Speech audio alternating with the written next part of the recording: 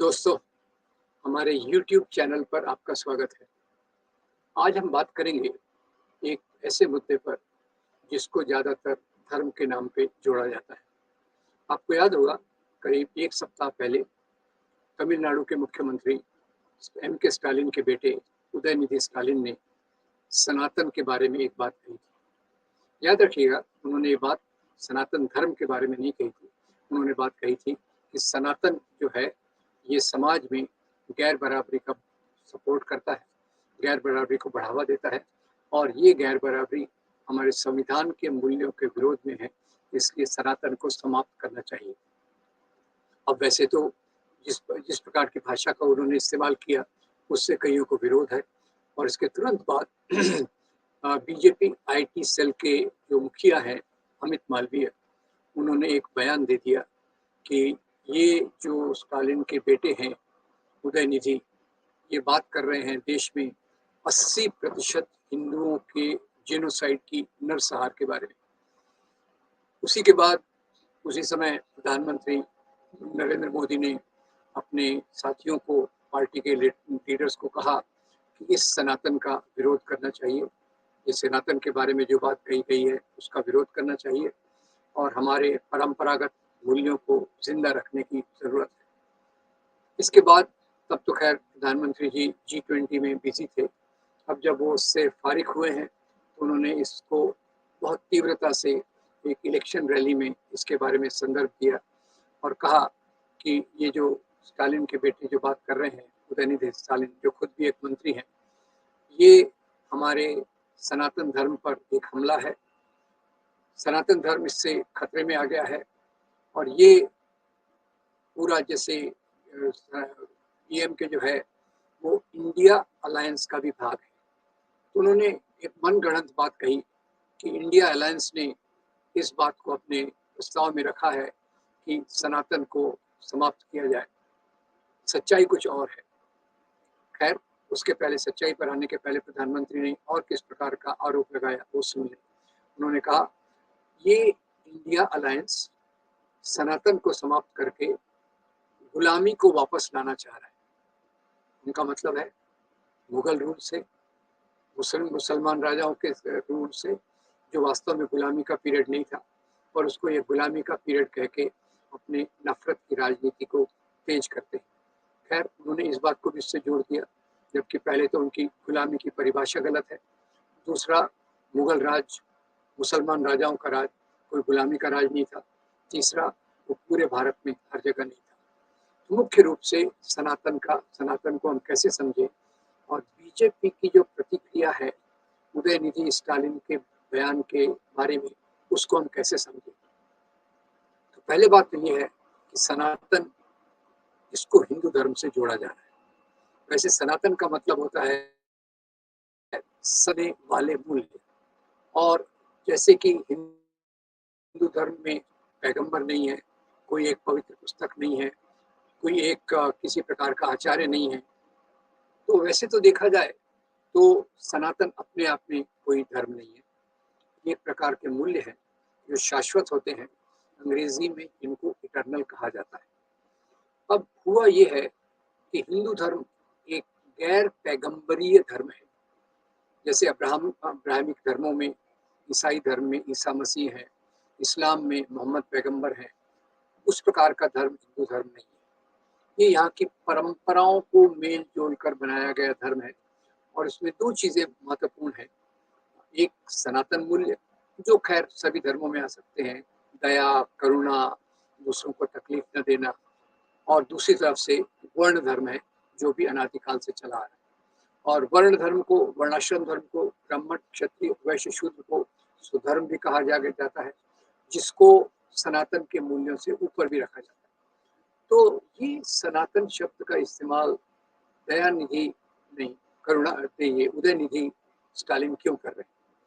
तो आपको बता दूं कि हिंदू समाज में वर्ण व्यवस्था एक बहुत मजबूत बात है और इसका उल्लेख वेदों से लेकर, मनुस्मृति से लेकर बहुत सारे हिंदू धर्म ग्रंथों में।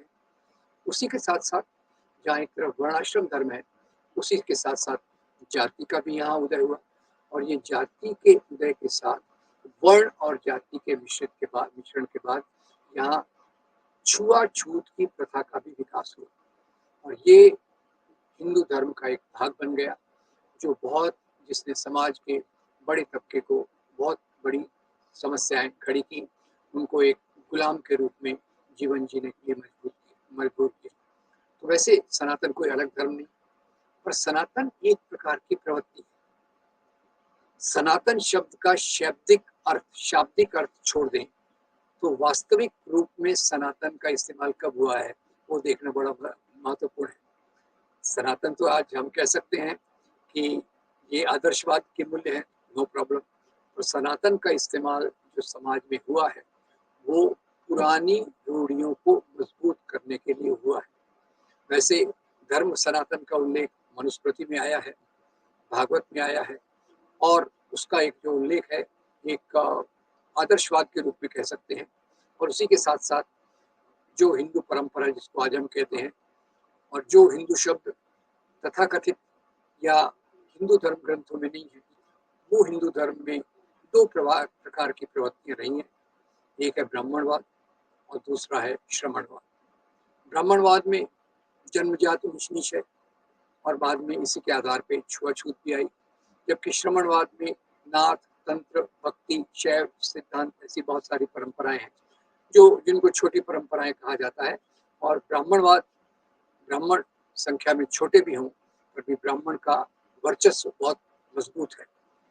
तो इसका ज्यादा उल्लेख, सनातन शब्द का उल्लेख जो हमको 19वीं शताब्दी से मिलता है, जब यहाँ ईसाई मिशनरी आए, खास तौर से उन्होंने यहाँ की कुरीतियों को देखा और उसके बारे में बात करना शुरू किया, तो भारत में भी सुधार की कई प्रक्रियाएं चालू हुई।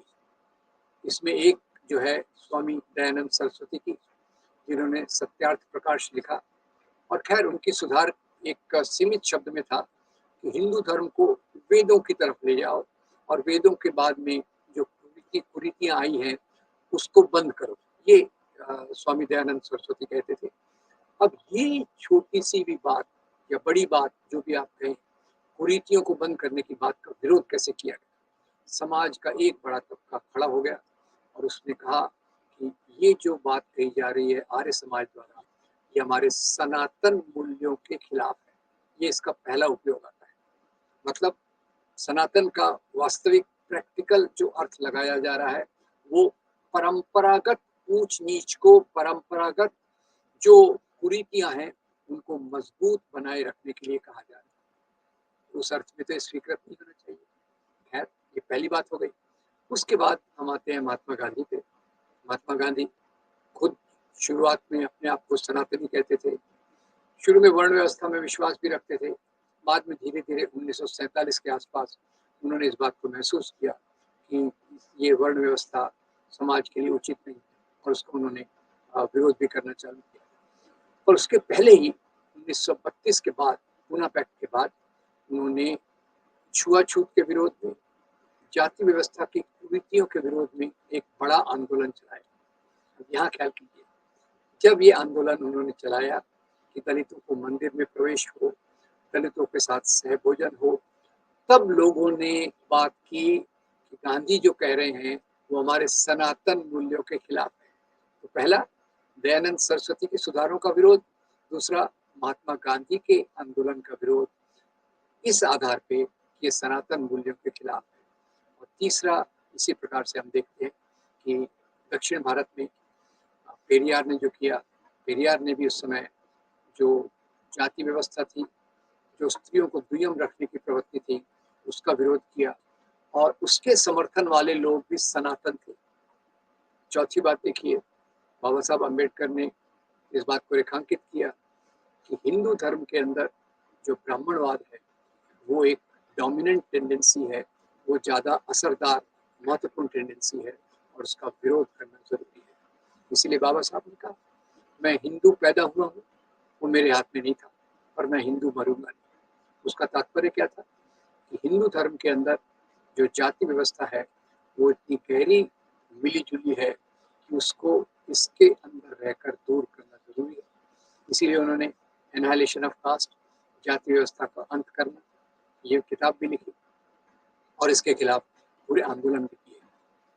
तो एक तरफ आप देखिए अंबेडकर ने, गांधी ने जो किया उसका विरोध किया गया। गांधी ने सामाजिक परिवर्तन के लिए जो आंदोलन किए उसका विरोध सनातन के नाम पे हुआ। अंबेडकर को जिस चीजों का विरोध किया उसका भी विरोध सनातन के नाम पे हुआ। और दक्षिण भारत में पेरियार ने जो समाज सुधार की बात की उसका भी विरोध सनातन के नाम पे हुआ। तो आज जो उदयनिधि बात कर रहे हैं और उसको खैर उन्होंने जिस भाषा में कहा उस भाषा के कारण उसका दुरुपयोग कई लोग कर सकते हैं वास्तव में। और अभी उनके बाकी डीएमके के दूसरे लीडर ने क्लैरिफाई कर दिया कि उनका तात्पर्य किसी धर्म को समाप्त करने का नहीं है। उनका तात्पर्य केवल इतना है कि समाज में जो ऊंच नीच की भयंकर कुरीति है उसके खिलाफ पूरा संघर्ष छेड़ना चाहिए। ये बात सच भी है। खैर इसका दुरुपयोग करके नरेंद्र मोदी, भारतीय जनता पार्टी के लोग एक प्रोपेगेंडा शुरू कर रहे हैं कि इंडिया अलायंस ये सनातन धर्म बनाम हिंदू धर्म को समाप्त करना चाहता है। और ये जो सवर्ण संभ्रांत लोग रहते हैं जो ऊंच नीच के मूल्यों को जिंदा रखना चाहते हैं वो हमेशा ये बात बताते हैं, हमेशा इस बात के आवरण में ढकते हैं खुद को कि हमारा धर्म संकट में। मैं आपको याद दिला दूं 19वीं शताब्दी में भी जब स्त्रियों की शिक्षा, दलितों की शिक्षा हो रही थी तब उसका भी विरोध किया गया था और उस समय भी कहा गया था हिंदू धर्म खतरे में है। उसी प्रकार से इस्लाम के सांप्रदायिक लोगों ने भी कहा था इस्लाम खतरे में, सामाजिक परिवर्तनों के विरोध में। तो आज मुझे इस बात की कोई हैरानी नहीं हो रही कि बीजेपी, नरेंद्र मोदी इस प्रकार की प्रतिक्रिया दे रहे हैं कि हमारा धर्म संकट में है। वास्तव में धर्म कभी संकट में नहीं होता। जो कुरीतियां हैं उन पे वार करना ये कोई धर्म पे वार करना नहीं है। धर्म के जो मूल्य हैं, जो शाश्वत मूल्य है, प्रेम, करुणा, दया, माया, दूसरों के प्रति सहानुभूति वो हमेशा बने रहें।